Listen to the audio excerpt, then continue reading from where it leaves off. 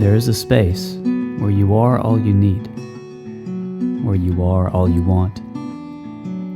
All there is here. Welcome to the Source Connection, conversations about who we truly are, the possibilities of creation, and the new earth we are birthing. With your hosts, Tarah Long and Liz B.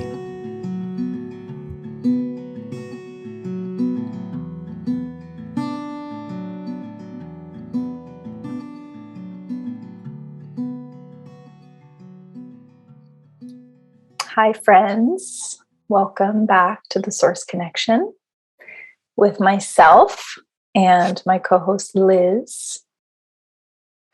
Let's just take a few minutes to just be here together. So if you'd like to close your eyes and take a silent, still moment, you can do that with us now.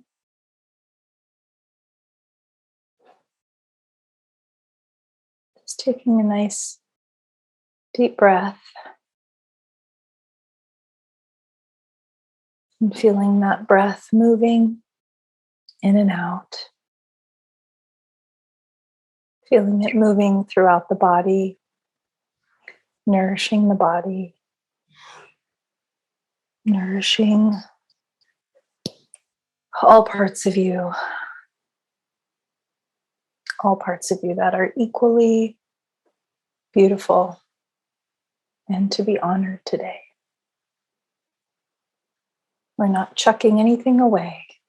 We're bringing all of you to this space. We invite all of you. We welcome all of you.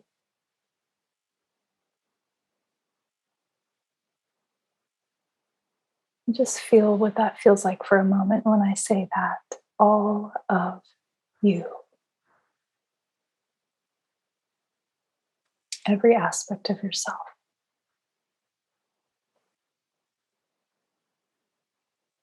Even the ones you've hidden away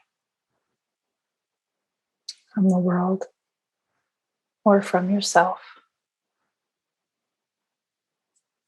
Just bringing all of those aspects into the light to be seen, to be loved, to be accepted.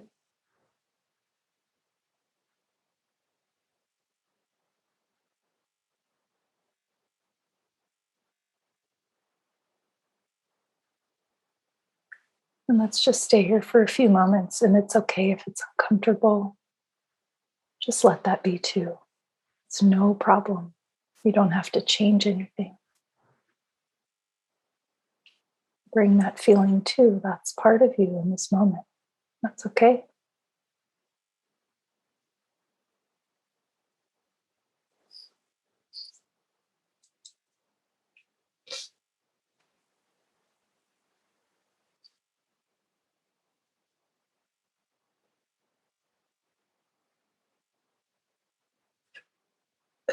Choo. Bless you. See all of you, even your sneezes. It's all totally allowed. Mm.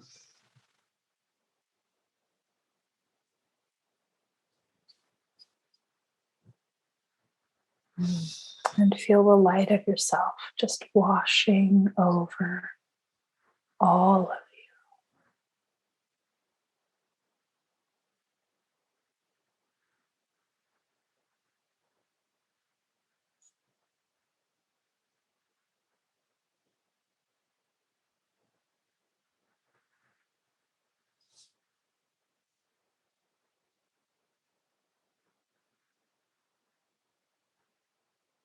The light of you that here is here in the physical right now. It is also the infinite mystery that you are as well.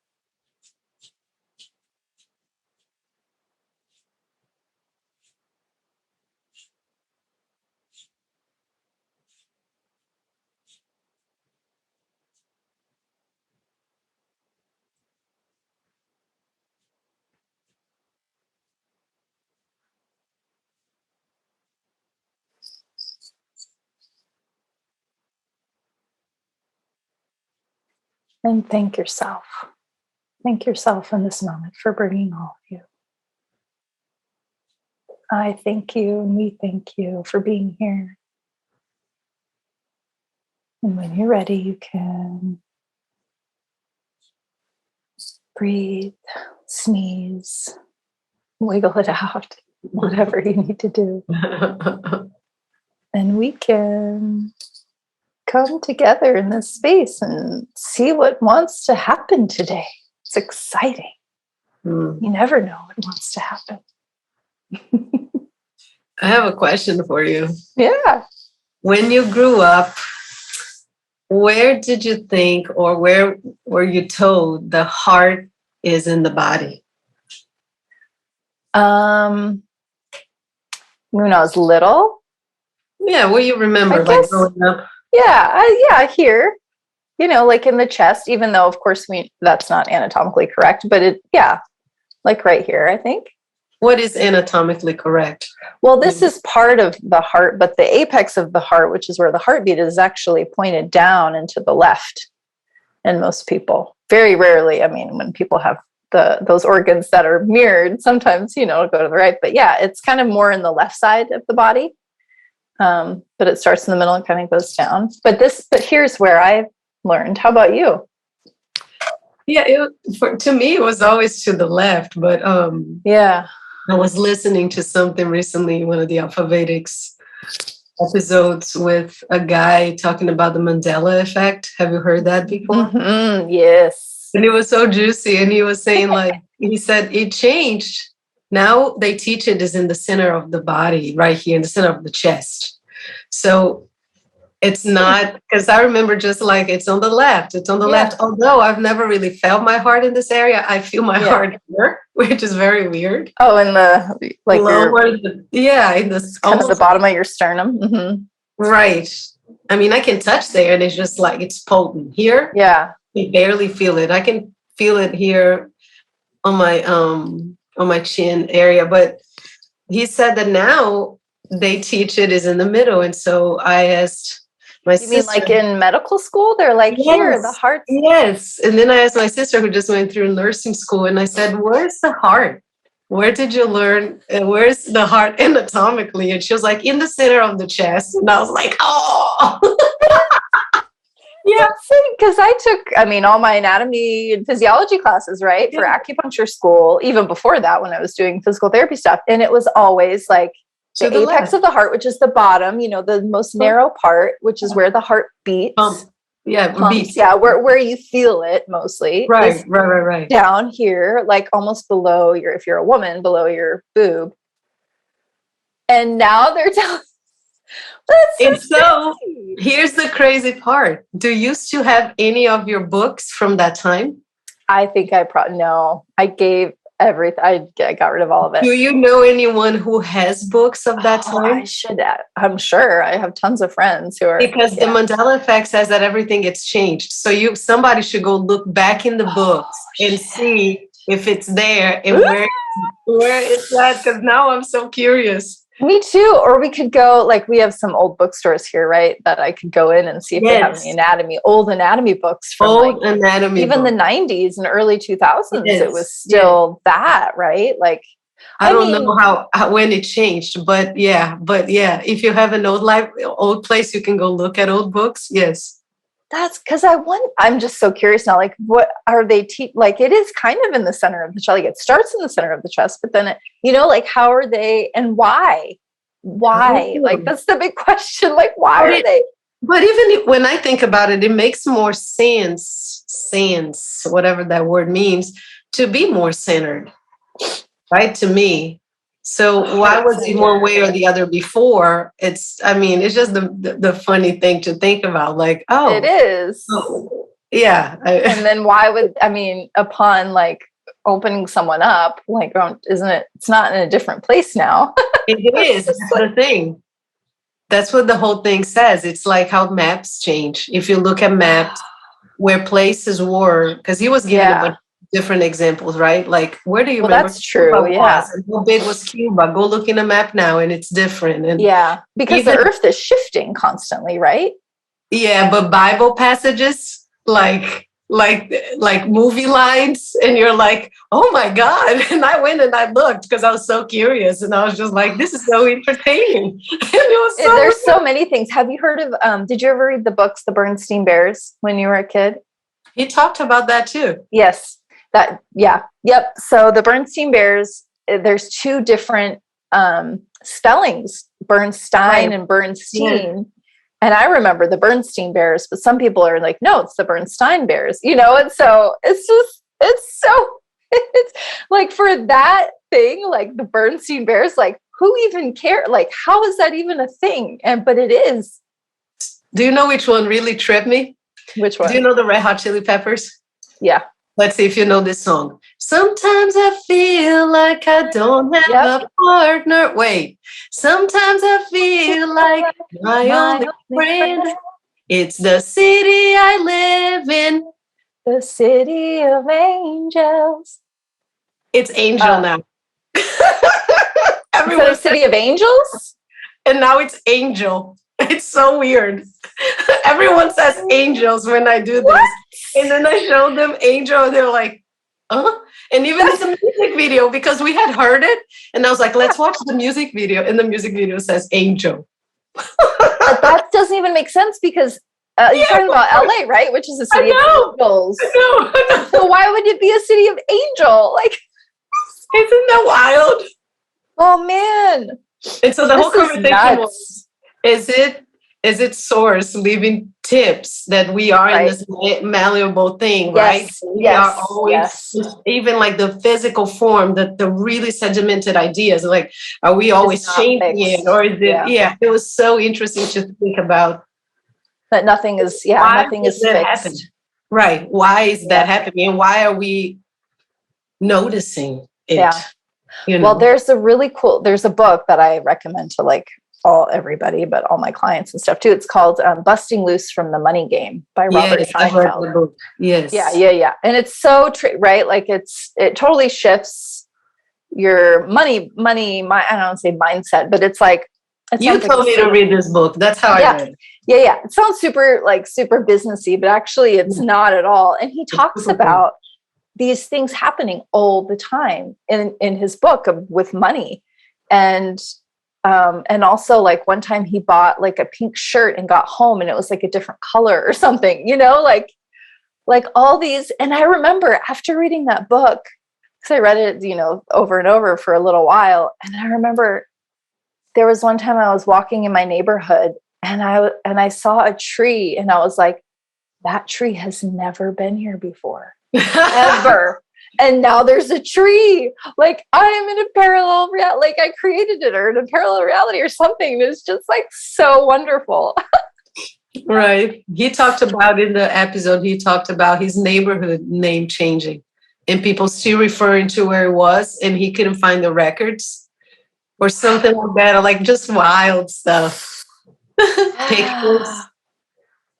Like statues of famous, like, you know, statues that the thinker, like he used to be the and now it's here. And then there's pictures of people that probably were there when it was here and they're by the statue going like this, but the statue is like this on the picture. It's wild. Oh, I love this stuff so much. It's so entertaining. I was highly entertained. I was doing chores and listening and I was like, this is so crazy. Oh, this is so great. Like what an invitation, right? To just not believe that anything is fixed and static. Like how could it be? How could it not be dynamic? Because we are constantly changing. We're different every moment, right? Or can be. We can be, yes. And so why not all the other things? Like even though we think, because it's made out of stone or because it's, you know, something we think of as material and not like alive. Yeah. It is. Last one. It's a beautiful day. In the neighborhood. In this neighborhood now. No. It's not the neighborhood anymore. Like, what? What? I know, right? I gotta listen to this episode. I love it. Yeah. The Mandela Effect. Yeah, there's a documentary too. Because it was basically Nelson Mandela. It was like the whole reason they call it that is because he spent different amounts of time in prison, right? Based on, no.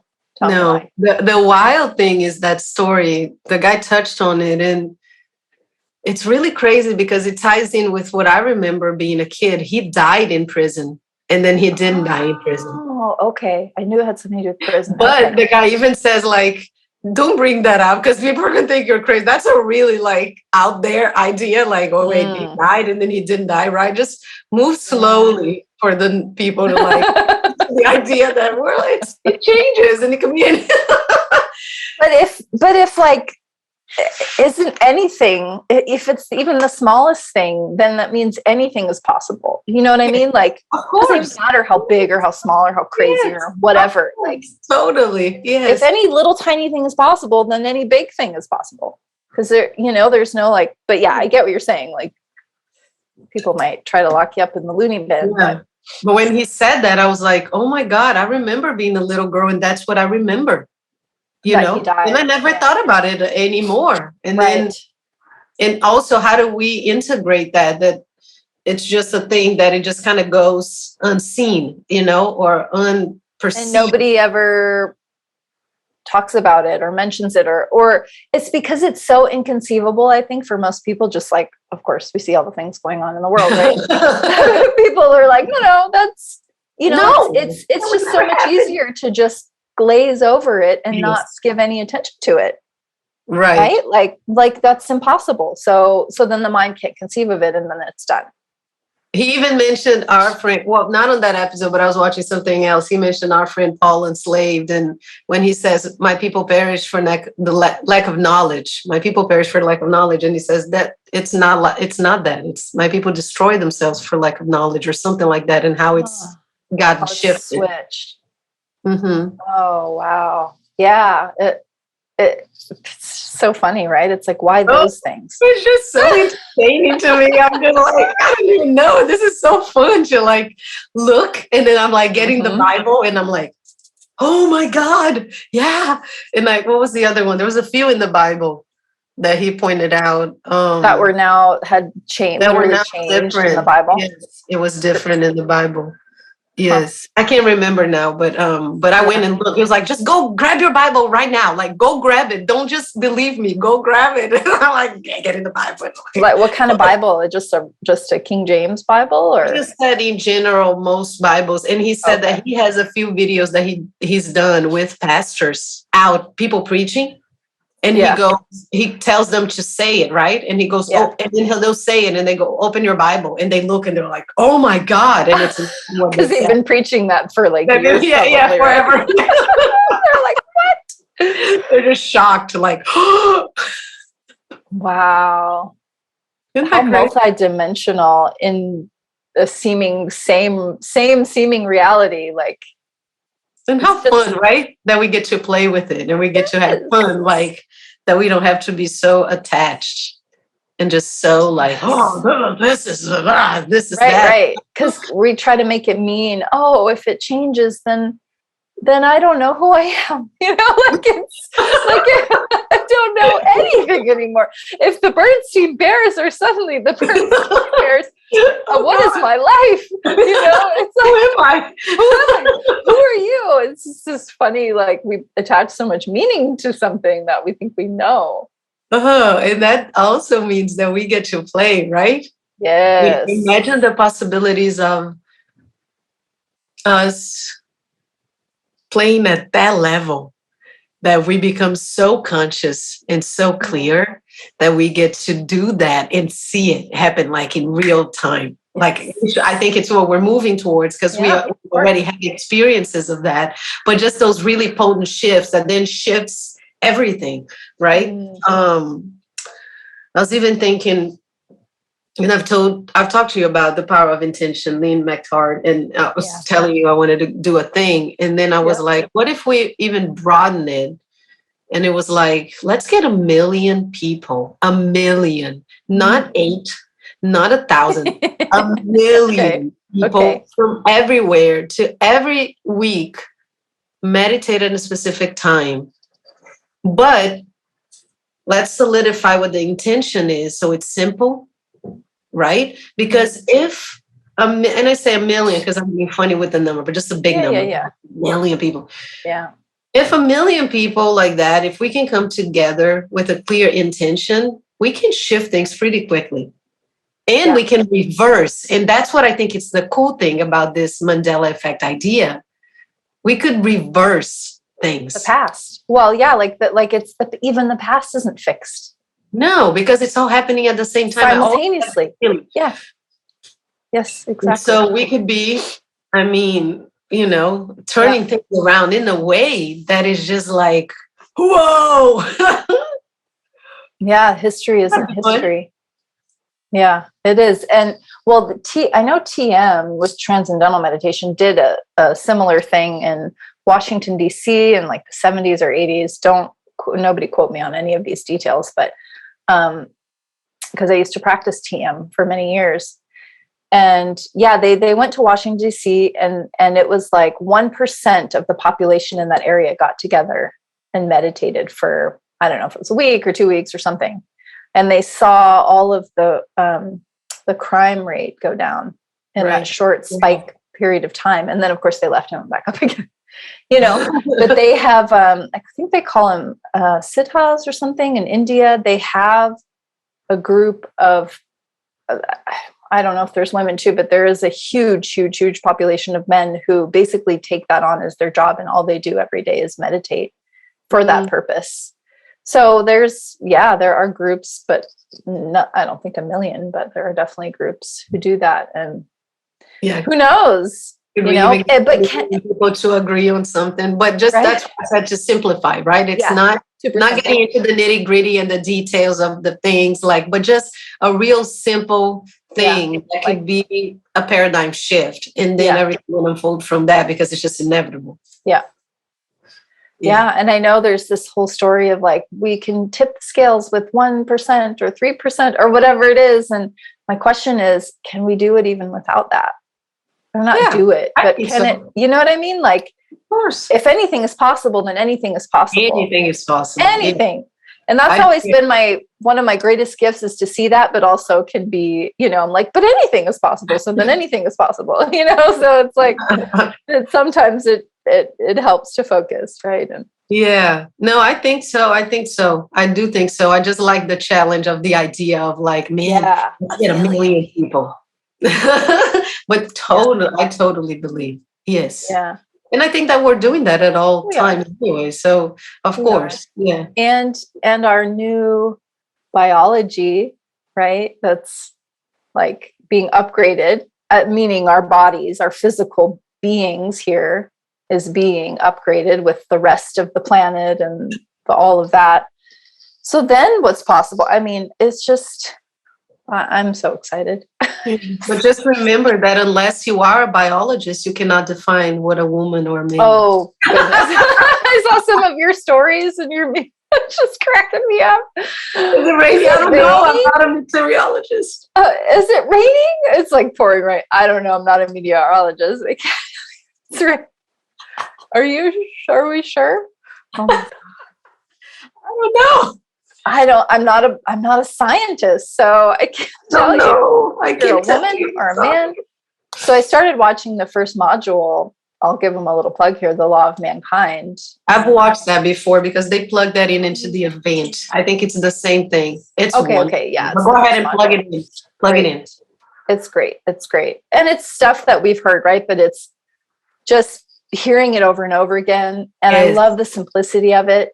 Like, and one thing that I just finished watching one of the modules and it talks about how titles diminish us. And it's so simple what we are. Of course, we know this, right? And we can have direct experience and just feel that, the light being that we are. But in this physical world, it's a man or a woman. And that's it. There's no, I'm a sovereign woman, all of those titles begin, it's no different than a citizen or a whatever, the queen, you know, it's like every title, the more you label yourself and title yourself and all of that in the world, the more it diminishes who you are and the power that you hold.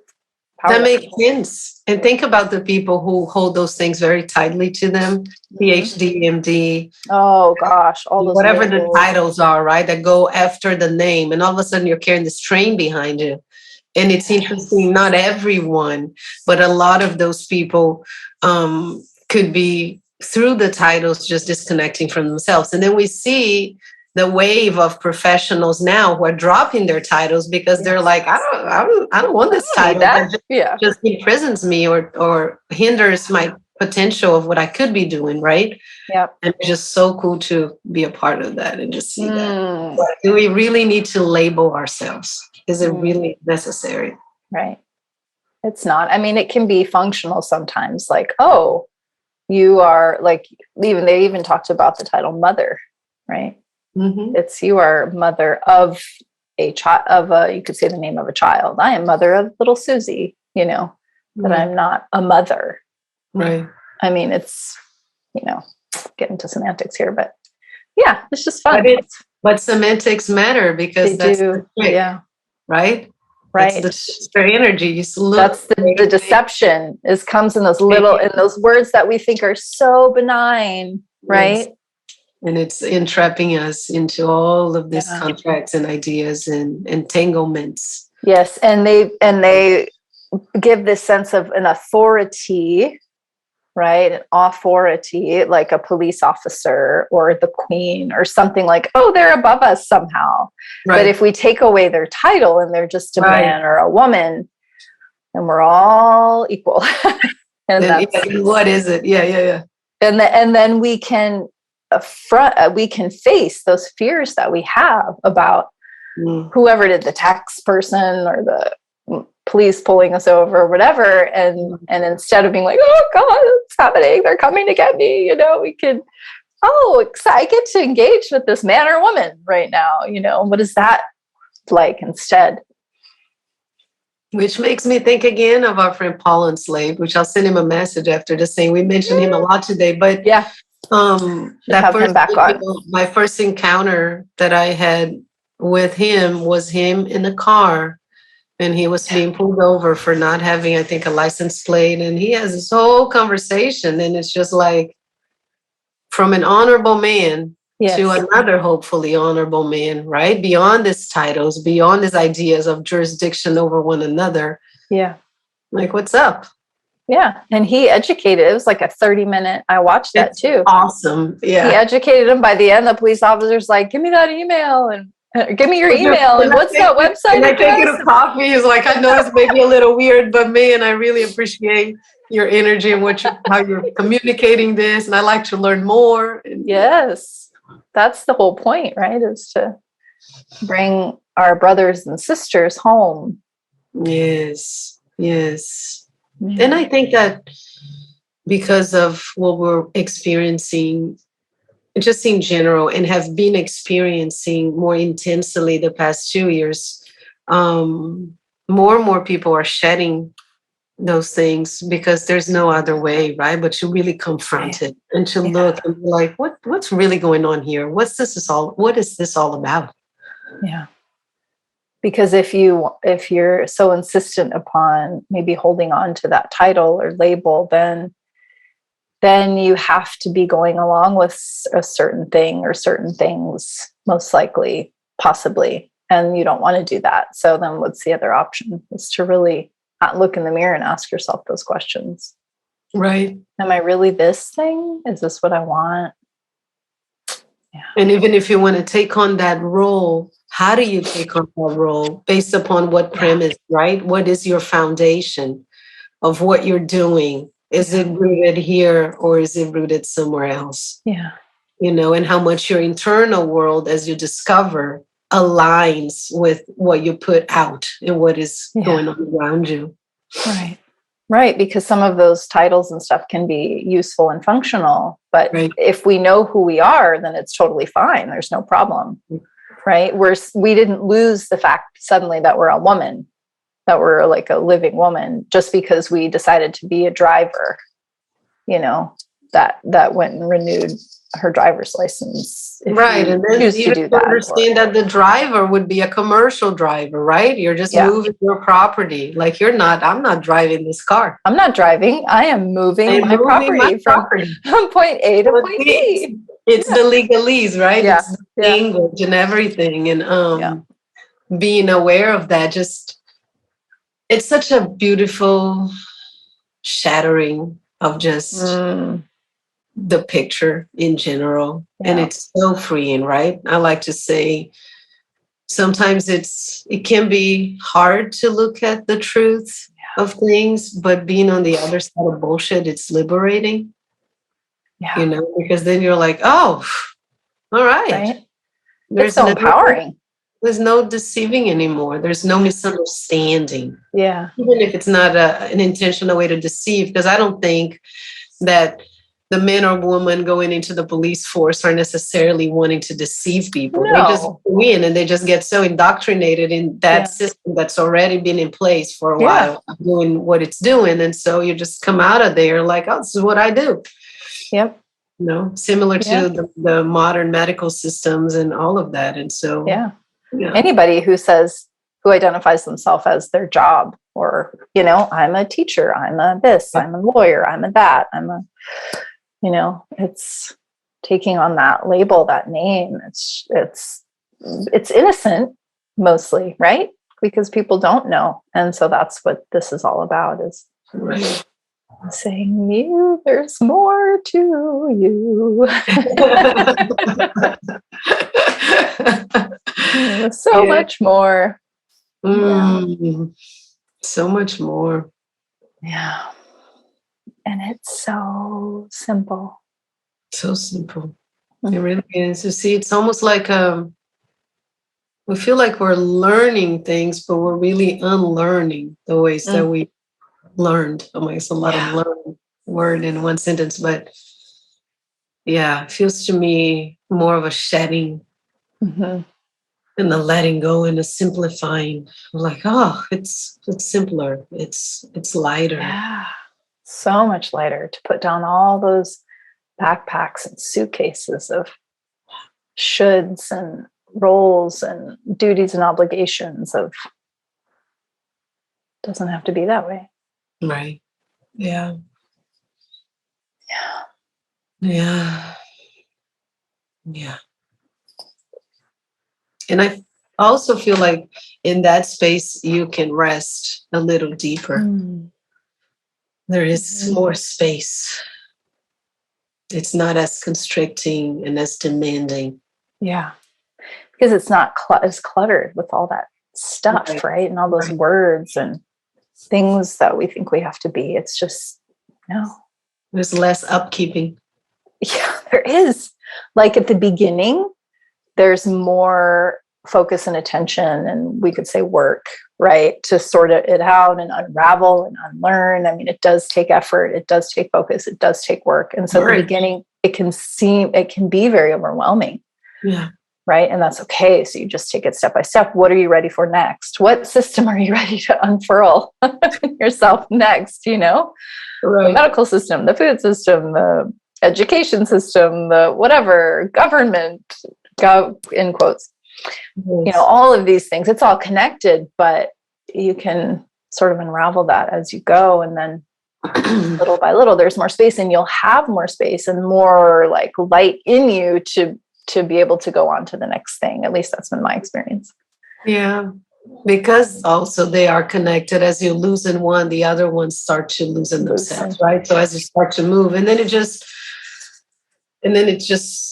I don't know, you just know.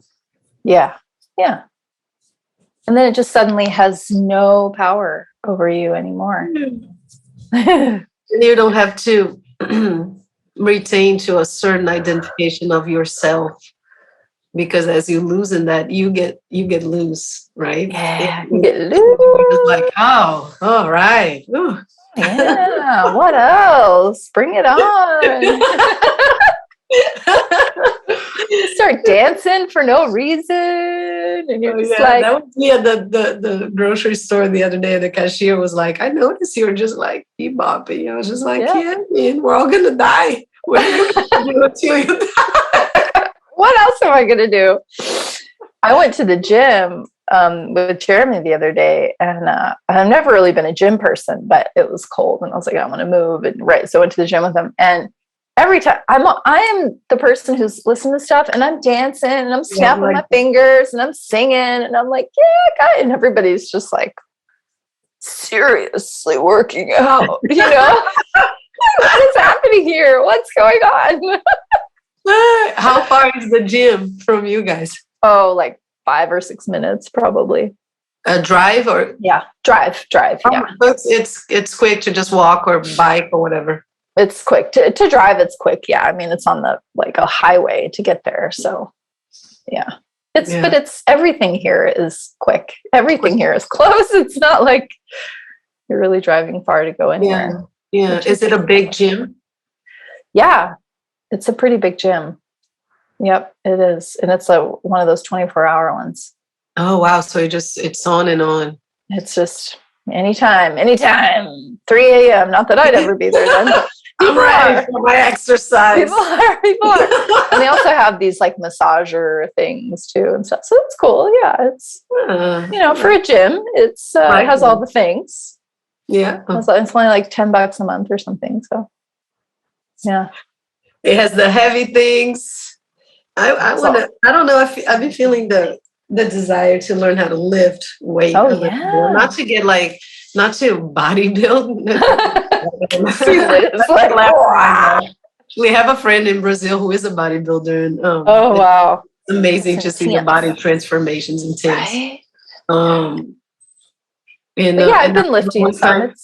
I was visiting and I told her and she said, oh my God, I just finished a competition. Can you bring me candy bars and like chocolate bars? Because now I can eat all of that. And I was just like, oh my God, that's so funny. So I went and got like a few. Oh my gosh. It's like strict. It is. I have a friend who did the competition, the weight like for women. Yeah, she does that too. Yeah. I mean, it is like a piece of chicken and maybe some broccoli for certain hours of the day, and you have to time it and certain very strict and the working out is like constant. And of course, for her, she admitted, she's like, this is very unhealthy because of all the body issues. A lot of people who get into that, not everybody, have unhealthy body images or eating disorders or things. So they like the structure so that they can then. I'm not saying everybody, but it can be a venue for that, right? To like, so no, yeah. Now she's like, oh, I would never do one of those again because it's so unhealthy. Like, I mean, the discipline and the commitment, it's pretty admirable. I mean, that is amazing. That is amazing. Yeah. And I know that discipline has been one of my greatest, I think, gifts in this life. Like just tapping into that in myself and being able to be disciplined about something really creates for me a structure that's beneficial. Yeah. And discovering that about myself, like, wow, I'm really disciplined. I didn't even know. And it gave me so much strength, Yeah. But yeah, it's an interesting process. And then I think about the grit of discipline, right? And just being able to commit to something, even when you're not feeling like you want to do something, and how much of that translates into your ability to sustain yourself during hardships or other things. So it's not like you're training for that, but you are adjusting to the moments where you don't have the ability to control everyone or everything around you, and you can still sustain yourself. And I think that's pretty powerful. Yeah. It is. It's beautiful. And of course, as with everything, it's where is it coming from? It's like we've talked about discipline and things that you don't want to do, right? Like the military or something. I'm just throwing out an example there. And some people love that and they thrive on that, and it can be a beautiful thing. But the other side of discipline, I think the two go hand in hand, is flexibility. Yes. It's like when you can have the discipline and the flexibility to just go with the flow, that those two, it's like the yin and the yang, right? It's like, I agree. Yeah. I agree. I'm with you. And sometimes I think that a lot of people have not found that discipline in themselves. So they don't know how to balance that because there isn't a balance. So sometimes people need to go through a very hard discipline period in their life so they know that they have that in there to then have the flexibility. Because otherwise, you can find an excuse every day. I'm sure. I don't feel like it. I don't want to. Oh, it's great to sleep in. It's great for that. But if you don't find that in yourself, to then know when that time comes where you're like, you know what, this is really the time to be flexible right now. I know, because you really know the difference, right? Yeah. Especially because we've been so conditioned to conveniences. It's all about convenience. It's not convenient. Just let's make life easier. You have a control to change the channel on the TV. You have a car that drives you. You have food that's wrapped in packages, so you don't have to do anything. Everything's convenient. I want convenience, right? And I feel like convenience is just slowly killing us. It's the death of just the spark of aliveness. The spark of life. Motivation and enchantment and curiosity, everything. And so, it goes deep for me.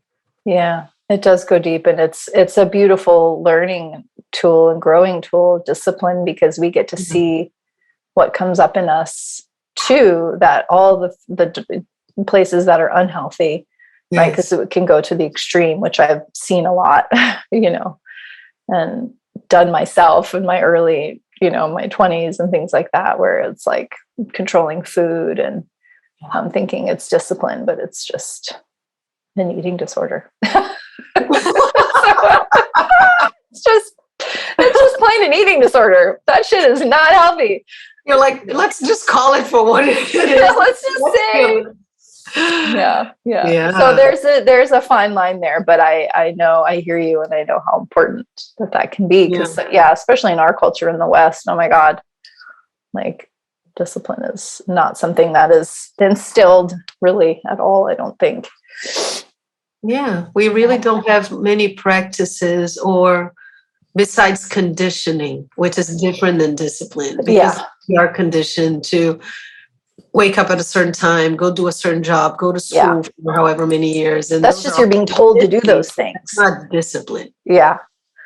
It's like the outer, is it coming from the outer? Or is it coming from the inner?